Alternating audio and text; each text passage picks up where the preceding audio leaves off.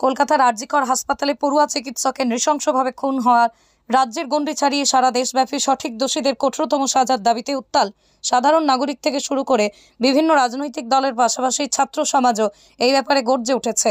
প্রতিদিনই বিভিন্ন জায়গায় আরজিকর কাণ্ডে দোষীদের ফাঁসির দাবিতে প্রতিবাদমূলক আন্দোলন হচ্ছে।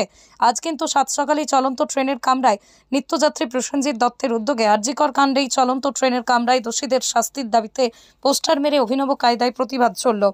চলন্ত ট্রেনের মধ্যেই চলল ঘন ঘন উই ওয়ান্ট জাস্টিসের স্লোগান।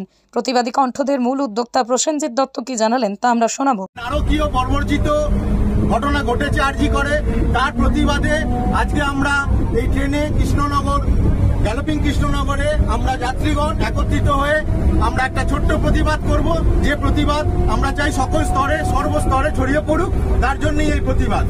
তো আমরা সবাই মিলে একত্রিত হয়েছি আজকে এই প্রতিবাদ করার জন্য। যে ঘটনা ঘটেছে সেটা অত্যন্ত খারাপ এবং আমরা প্রত্যেকেই ট্রেনে সকালবেলা উঠি এবং রাত্রিবেলা ফিরি। আমাদের ন্যায় বিচার চাই এবং আমাদের পরিবার যাতে সুরক্ষিত থাকে তার ব্যবস্থা আমাদের সকলকে নিতে হবে। এই প্রতিবাদ রেখে আমরা আজকে বলবো we need justice, we need justice, we need justice, we need justice, we need justice, we need justice. আমরা অপরাধীর সাজা চাই, আমরা অপরাধী সাজা চাই, খুব শীঘ্র চাই, খুব শীঘ্রই চাই, প্রতি মহলে চাই, প্রতি মনে চাই।